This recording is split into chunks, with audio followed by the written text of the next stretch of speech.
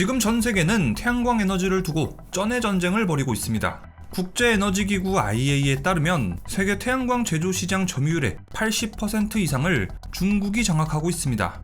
태양광 시장은 거의 중국이 독점하고 있는 거예요.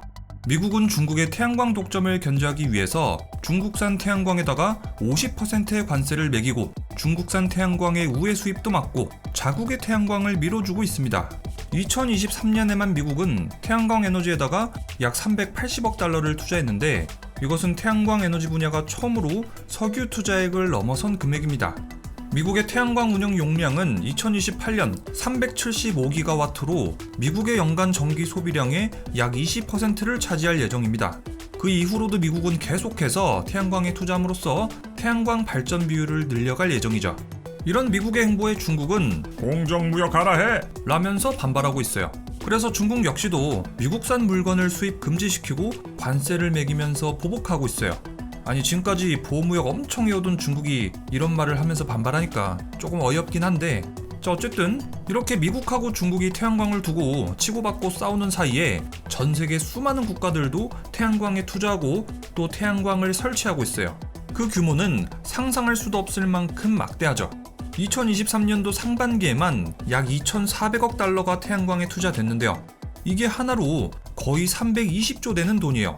2023년에만 640조가량 되는 돈이 태양광 시장에 쓰인 거예요. 그 금액은 2050년까지 계속해서 늘어날 겁니다. 자 그렇다면 미중은 왜 태양광을 걸고 서로 못 죽여서 한다는 걸까? 전 세계는 어째서 태양광 발전 비율을 늘리고 있는 걸까? 지구를 지키자, 환경에 좋다, 북극곰을 지키자 뭐 이런 당연한 이야기가 아니에요. 경제적으로 매우 이득이 되는 선택이기 때문입니다. 산업혁명 이후 화석연료의 사용이나 숲의 파괴 때문에 대기 중 이산화탄소 농도가 증가, 지구 평균 기온은 약 1.1도 상승했습니다. 만약에 전 세계가 온실가스 배출을 줄이지 못한다면 21세기 말까지 지구 평균 기온은 약 3도에서 5도까지 상승할 수도 있습니다. 만약에 그날이 온다면 전 세계에 재앙이 펼쳐질 겁니다. 북극과 남극, 그린란드의 얼음이 녹으면서 해수면이 상승합니다. 저지대 해안 지역이 침수되면서 막심한 경제적 피해를 입고 난민들이 발생하게 되죠. 한국의 경우에는 부산 해운대가 수몰되고 한강 저지대는 매년 물에 잠기고 포항제철소, 울산공업단지, 여수국가산업단지, 인천항, 부산신항, 평택항, 반월시화공단 같이 해안가에 위치한 공업무역단지들도 바닷물에 침수될 겁니다. 지구 열순환 시스템이 망가지면서 태풍, 허리케인, 홍수, 가뭄 등등 기상이변이 증가합니다. 농업과 어업은 큰 타격을 입고 물 부족 사태가 일어나서 전 세계는 식량, 식수 안보 위기를 겪을 겁니다. 식량 가격은 크게 치솟고 많은 나라들은 식량을 무기로 사용할 겁니다. 산호초가 죽고 산림이 망가지면서 생태계가 무너지고 수많은 생물들은 멸종 위기에 처합니다. 대기 오염과 이상고온으로 전 세계 수백, 수천만 명이 사망할 겁니다. 최악의 경우 인류는 머지않은 미래 멸종할 수도 있겠죠. 우리는 이것을 어떻게 막을 수 있을까요? 해결법은 간단합니다. 온실가스 배출량을 줄이는 거죠. 전 세계 온실가스 배출량 중에 무려 73%가량이 에너지 분야에서 나옵니다. 온실가스 배출량 중 거의 대부분은 화석연료 기반의 발전소에서 나오죠. 그러니까 만약에 전 세계에 깔려있는 화력발전소를 지금 당장 다 없애버리면 세계 온실가스 배출량의 무려 73%를 없앨 수 있다는 뜻이에요. 그런데 일순간에 전세계 화력발전소를 한꺼번에 없애버린다면 전세계에 아주 큰 혼란이 올 거예요. 그래서 이 화력발전소를 태양광, 풍력과 같은 재생에너지로 스무스하게 전환하는 과정이 필요하죠. 심각한 기후위기는 인류의 생존을 위협할 것이다. 전세계 화력발전소는 점차 줄어가며 태양광 같은 재생에너지로 전환될 것이다. 미국, 독일, 중국 같은 선진국들은 이런 세계 에너지 트렌드를 진작에 파악하고 오래전부터 재생에너지를 개발하는 데 많은 시간과 비용을 투자해 왔습니다. 앞으로 재생에너지가 화력발전을 대체할 거라 생각했기 때문이죠. 하지만 화력발전소는 그렇게 쉽게 대체되지 않았습니다. 왜냐? 과거의 태양광은 에너지 생산 효율이 떨어지고 비쌌거든요. 그 태양광이 친환경적이긴 해도 수지 타산이 안 맞아요. 그냥 화력발전 아시죠? 태양광 에너지가 가진 최대 단점이었습니다. 한국의 경우에도 과거 박정희, 이명박 정부 시절부터 태양광 기술 개발에 적극적이었지만 당장 화력 발전이 싸다는 이유로 적극적으로 채택되지는 못했습니다. 그러나 시간이 아주 오래 지난 지금은 그 이야기가 완전히 달라졌습니다. 태양광의 전력 생산 단가를 볼까요? 1975년에는 태양광 모듈 1W를 생산하는 데 들어가는 비용이 약 125달러였습니다. 그런데 시간이 지날수록 이 가격은 아주 급격하게 하락해왔고, 특히 2010년에서 2020년 사이에 태양광 모듈의 가격은 약 90%나 감소했습니다. 그 결과 2022년 태양광 모듈 1W를 생산하는 데 들어가는 비용은 0.26달러에 불과하죠.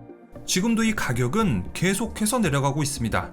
앞으로 또 10년, 20년이 더 지나버린다면 더 효율 좋은 태양광이 더 싸게 나올 거란 얘기예요. 이게 어떻게 가능했던 걸까? 정부와 민간 기업의 연구개발, 투자 증가로 태양광 기술이 빠르게 발전, 태양광 패널의 효율성이 높아졌기 때문이에요. 덕분에 초기 실리콘 태양 전지에서부터 현재 고효율 태양광 패널까지 단위 면적당 더 많은 전기를 생산할 수 있게 됐습니다. 또 태양광 패널의 대규모 생산은 규모의 경제를 이룩했고 단가를 더 낮추게 만들었습니다. 여기에다가 태양광 발전을 장려하기 위해서 수많은 국가에서 다양한 정책 지원과 보조금, 세제 혜택이 있었습니다. 마지막으로 태양광 산업의 경쟁이 치열해지면서 비용 절감, 효율성 향상을 위한 혁신이 촉진됐습니다.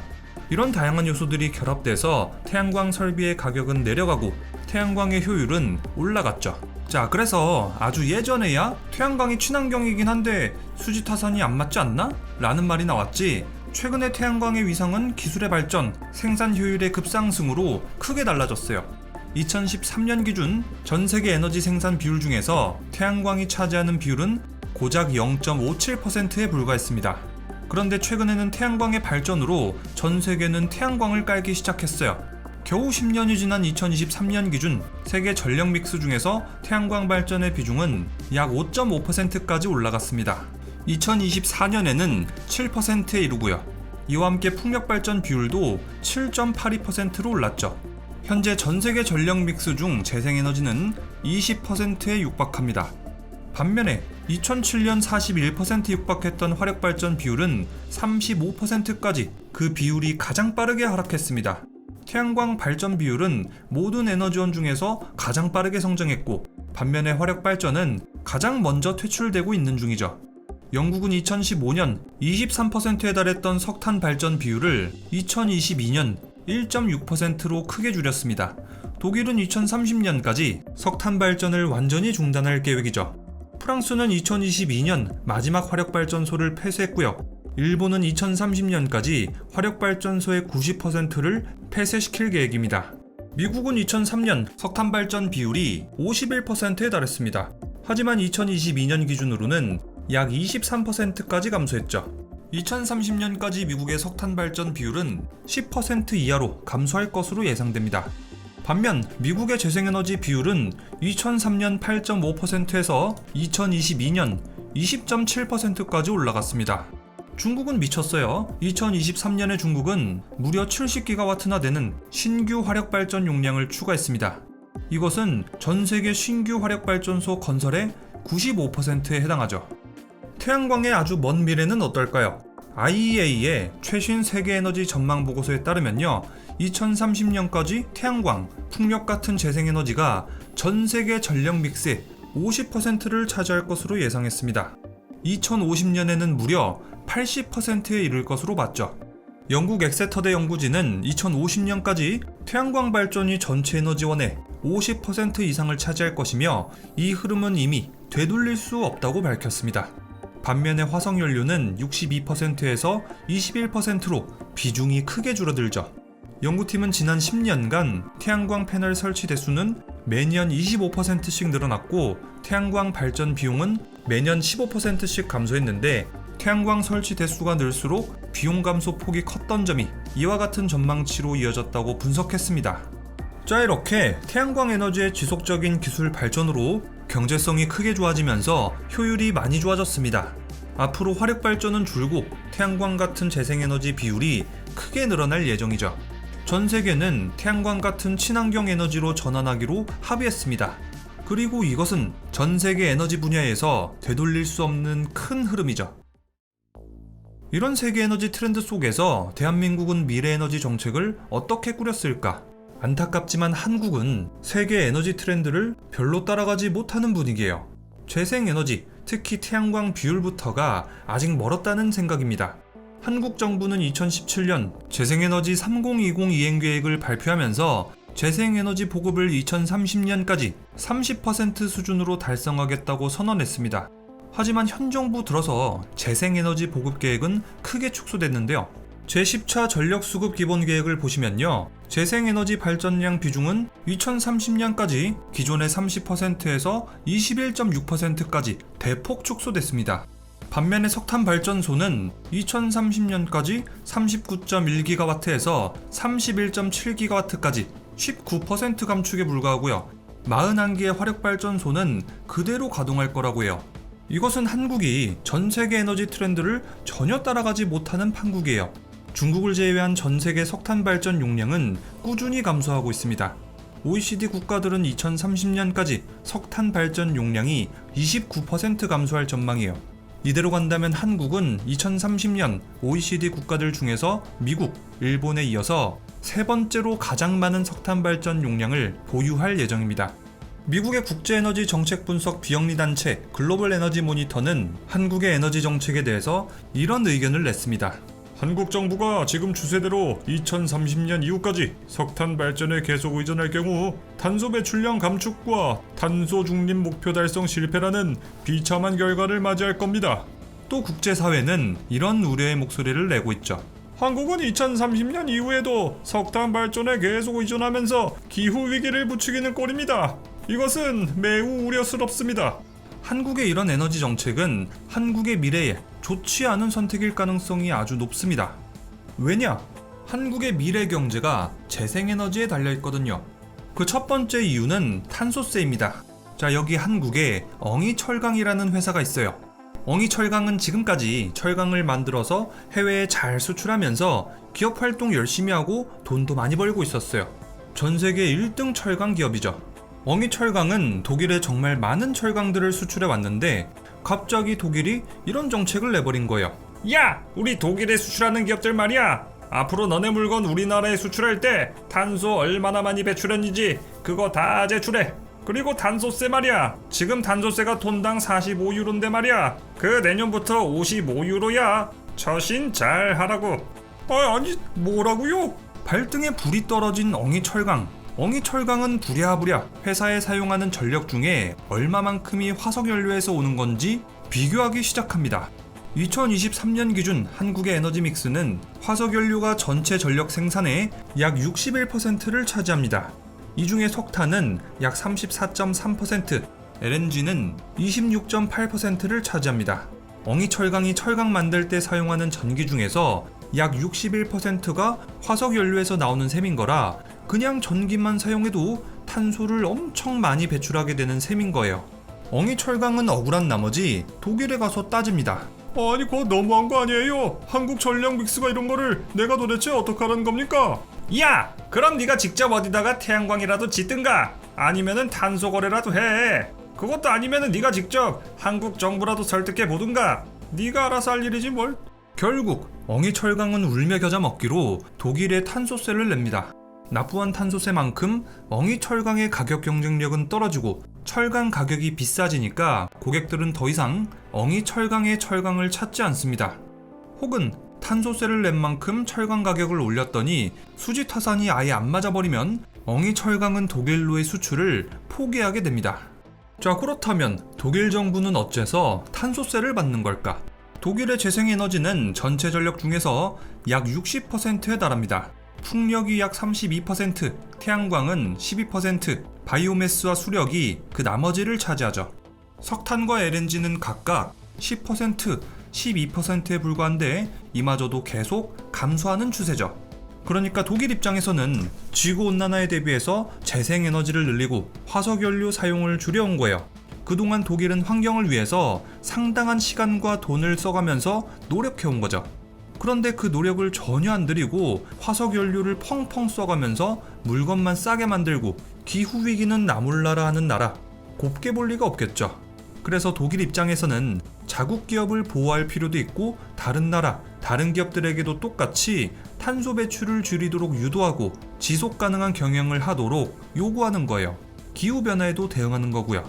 이런 탄소세는 현재 점점 더 많은 국가들이 적용하는 중이고요. 탄소세도 점점 비싸지고 있습니다.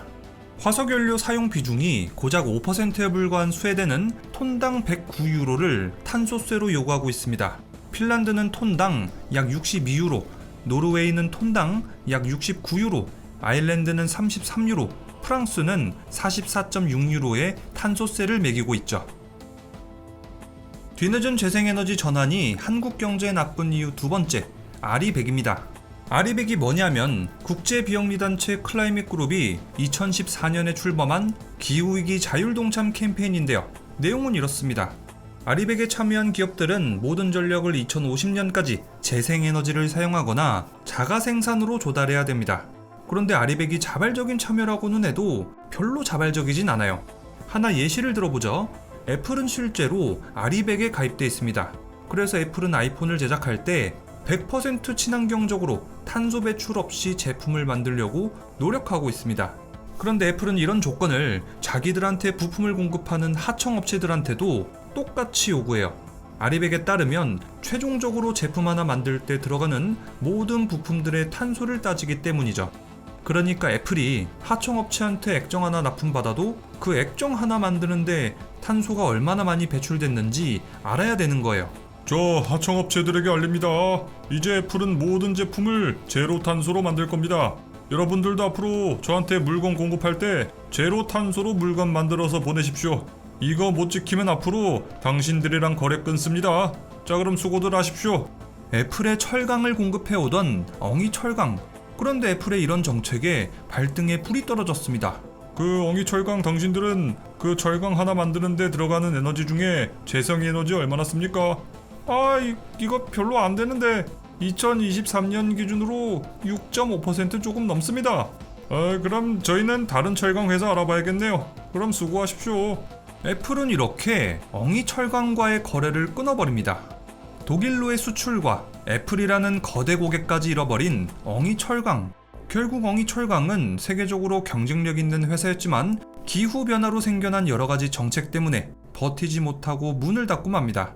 제가 지금 최대한 쉽고 재미있게 표현했을 뿐이지 이 핵심은 크게 다르지 않습니다. 탄소세, 아리백 이런 정책들이 지금 한국 기업들에게 아주 큰 위기를 주고 있어요. 한국의 전력 믹스에서 화석연료 비중이 많으니까 그만큼 탄소세나 아리백 등의 글로벌 정책에서 한국 기업들은 많이 불리할 수밖에 없어요. 실제로 한국 수출 기업의 16.9%가 바이어나 공급망 원청 업체들로부터 재생에너지 사용 요구를 압박받고 있고 그 중에서 47%가 올해나 내년부터, 그러니까 지금 당장부터 재생에너지를 사용하도록 압박받고 있다고 합니다. 지금 당장 기업들에게 큰 부담인 거죠. 한편 거래처에서 아리백을 요구받았을 때 사업장을 이전하거나 다른 거래처를 찾거나 심지어 거래를 중단하겠다고 답한 비율은 28.2%에 이르렀습니다. 수출액 500만 달러 미만의 중소기업일수록 그 비율은 더욱 높아졌죠. 더 심각한 연구자료도 있습니다. 만약에 한국 기업들이 2040년까지 아리백에 동참하지 않는다면 각 산업 분야에서 최대 40%까지 수출액이 감소할 수 있다고 합니다. 클라이밋 그룹의 최고 책임자 헬렌 클락스는 한국의 낮은 재생에너지 비율은 실망스럽고 앞으로 한국의 수출은 크게 흔들릴 수 있다고 경고했습니다. 아리백 회원 아마존은 무려 8조 원의 투자를 한국에 고려 중이지만 한국의 낮은 재생에너지 비율 때문에 투자 국가를 다른 곳으로 변경할 수 있다고 경고했습니다. 재생에너지로의 전환이 늦으면 한국 경제에 안 좋은 이유 세 번째는 ESG입니다. ESG는 여러분들도 많이 들어보셨죠? 기업의 환경, 사회, 거버넌스 측면에서의 성과를 평가하는 기준입니다. 엉이철강은 환경, 그러니까 탄소 배출, 에너지 효율성, 재생가능 에너지 사용, 자원관리, 폐기물 처리 등의 항목에서 아주 낮은 점수를 기록할 겁니다. 이렇게 되면 엉이철강은 앞으로 전 세계 수많은 투자사로부터 투자를 받지 못하게 될 겁니다. 기업 점수도 엄청 낮아질 거고요. 이 점수에 따라서 엉이철강은 앞으로 장사할 기회, 수출할 기회, 투자받을 기회, 돈을 빌릴 기회까지 날리게 될 거예요. 재생에너지로의 전환이 늦으면 한국 경제 안 좋은 이유 네 번째는 파리 기후협약입니다. 한국은 국제사회로부터 탄소 배출량 목표 달성 수준이 매우 불충분하다고 평가받고 있습니다. 파리 기후협정에 따른 공정 분담에 근거한다면 한국의 재생에너지 발전 비중은 G20 평균의 5분의 1 수준밖에 안 되죠. 한국의 재생에너지는 2023년 기준 전체 발전량의 7.5%에 그쳤습니다. 이것은 G20의 평균인 27%에 한참 미치지 못하죠. 만약에 한국이 파리 기후협약에 따라서 탄소를 줄이지 못한다면 국제사회로부터 여러 가지 제재를 받게 될 겁니다. 국제사회는 탄소 배출이 높은 한국에 대해서 탄소세나 관세를 부과할 수 있습니다. 이것은 수출 의존도가 높은 한국 경제에 큰 타격일 겁니다. 금융제재도 있어요. 국제금융기관과 투자자들은 환경 규제를 준수하지 않은 국가에 대해서 투자를 철회할 수 있습니다. 이것은 한국 금융시장에 부정적인 영향을 미치겠죠. 외교적인 불이익도 있을 수 있고요. 국제 신뢰도도 저하될 겁니다. 환경 문제 해결을 위한 국제적 협력에서 한국은 배제될 수도 있고요. 기술 이전이나 공동 프로젝트 참여 기회도 상실할 수 있습니다. 기후위기로 변해가고 있는 세계 에너지 트렌드를 무시하는 것, 불가능에 가까운 일입니다. 한국 경제는 매우 수출 의존적이기 때문이죠. 한국의 수출이 GDP의 몇 %를 차지하고 있는지를 보여주는 이 데이터를 보시면요. 1960년대 이래 수출이 꾸준히 성장했습니다. 그리고 지난 2022년에는 수출은 GDP 대비 48.3%를 기록했습니다. 이 추세가 계속된다면 한국의 GDP 대비 수출 비중은 끊임없이 늘어날 전망이죠. 게다가 한국 전체 소비 전력의 80% 이상이 기업들이 소비하는 전력이에요. 반도체, 자동차, 전자제품, 철강, 선박 등등 전기를 많이 사용하고 탄소를 또 많이 배출하는 제조업들의 비중이 아주 높죠. 그런데도 세계 에너지 트렌드를 무시한다면 수출은 다 막히고 벌금 엄청 물고 기업 경쟁력은 빠르게 악화될 겁니다. 전 세계 다양한 국가들 그리고 기업들이 재생에너지 사용을 강조하는 분위기는 더 커질 전망입니다. 이것은 한국 경제와 기업들에게 큰 부담이죠. 현재 국가 목표는 2030년까지 재생에너지 발전 비중을 21.6%로 잡고 있는데 이것은 국제 눈높이에 모자라도 한참 모자라요. 한국의 수출 기업들은 앞으로 재생에너지를 둘러싼 국제사회의 이런 변화에 더욱 취약해질 겁니다. 그 밖에도 태양광 같은 재생에너지 비율을 반드시 늘려야 하는 이유로는 에너지 안보가 있습니다. 한국은 석탄, 석유, LNG 등등 화석연료의 90% 이상을 수입해옵니다. 이렇게 수입한 에너지로 교통, 산업, 전력 생산 등에 이용하죠. 그런데 이런 상황에서 만약에 이 화석연료의 가격이 막 올라간다고 해봐요. 한국 경제에도 당연히 큰 위기가 오겠죠. 코로나 때 한번 생각해봐요. 코로나 때 세계 교육이 중단되고 물류망이 무너지고 각국이 셧다운 됐었잖아요. 팬데믹 때문에 노동력이 부족해지고 물건 생산이 중단되고 에너지 공급망은 차질을 빚었죠. 에너지 수요는 급감했고 원유와 LNG 등의 에너지 가격은 급락했습니다. 2022년 4월 석유 텍사스 원유 가격은 사상 처음 마이너스를 기록했습니다. 이때 한국 경제에도 큰 타격을 입었었죠. 코로나 이후엔 무슨 문제가 터졌냐? 러우 전쟁 터졌잖아요. 러시아는 이때 자유진영 국가를 비롯한 유럽 국가에 대한 보복으로 잠가라 밸브를 시전했습니다. 이 때문에 LNG, 석탄, 전기 등의 가격은 급상승했죠. 유럽에서는 특히 LNG 가격이 사상 최고치를 기록하면서 에너지 위기가 심화됐습니다. 자, 이렇게 러시아 같은 에너지 자원 보유 국가들은 에너지를 무기 삼아서 다른 국가들을 막 위협하는데 이때 국제 에너지 가격은 크게 변동하게 되죠. 러우 전쟁 때 한국의 에너지 수입 가격은 엄청 많이 올라가가지고 1908억 달러에 달했어요. 전년 동기보다 무려 784억 달러 늘어난 거죠. 결국 한국은 2022년 무역 수지는 마이너스 472억 달러를 기록했습니다. 역대 최고치였죠. 만약에 에너지 가격이 늘어나지 않았다면 2022년에 한국의 무역 수지는 300억 달러 이상 흑자였을 겁니다. 에너지 가격 변동에 따른 에너지 위기, 최근에만 있었던 건 아니죠. 1차 석유 파동, 2차 석유 파동, 중동 전쟁도 있었죠.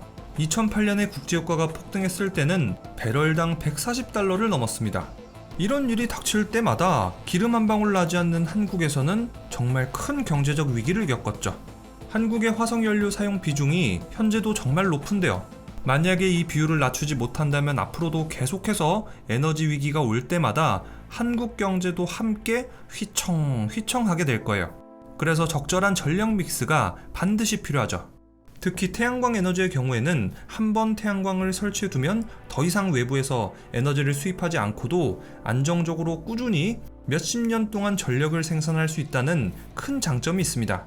자, 그러니까 태양광 발전 비율을 쭉 늘린 상태에서 세계 에너지 위기가 와도 어느 정도 버틸 수 있는 보험이 돼준다는 거죠. 물론 환경도 지키고요. 또 여담으로 에너지 안보는 전통적인 의미에서는 에너지 공급의 안정성 그리고 가격의 안정성을 의미했어요. 하지만 최근에는 기후변화에 대응할 수 있고 지속 가능한 에너지 사용 여부도 국가의 에너지 안보와 직결된 중요한 사안으로 포함되고 있어요. 탈탄소를 하지 못하고 재생에너지 비율을 늘리지 못해서 국제사회로부터 큰 비난을 받고 수출이 막히고 탄소세 왕창 내는 상황이 오기 전에 태양광 에너지를 빠르게 보급해야겠습니다. 자, 이렇게 해서 지금까지 한국이 지금 당장 태양광을 비롯한 재생에너지 비율을 빠르게 늘려야 하는 이유, 경제와 산업 측면을 중심으로 알아봤습니다. 탄소세, 아리백, ESG, 파리기후협약은 재생에너지 비율이 낮은 한국의 경제와 산업, 기업들의 경쟁력을 빠르게 악화시킬 겁니다. 태양광 에너지의 효율은 지금 당장의 가격으로 평가해선 안 됩니다. 기후위기로 일어날 수 있는 국가적 재난, 국민의 건강, 한국의 산업 경쟁력도 충분히 고려해야 하죠. 만약에 이런 부수적인 사회적 비용까지 모두 고려한다면 태양광은 그 어떤 에너지보다 가치가 높은 훌륭한 에너지원일 겁니다. 자, 그럼 한국의 재생에너지가 더 빠르게 보급되길 바라면서 지금까지 리뷰영이었습니다.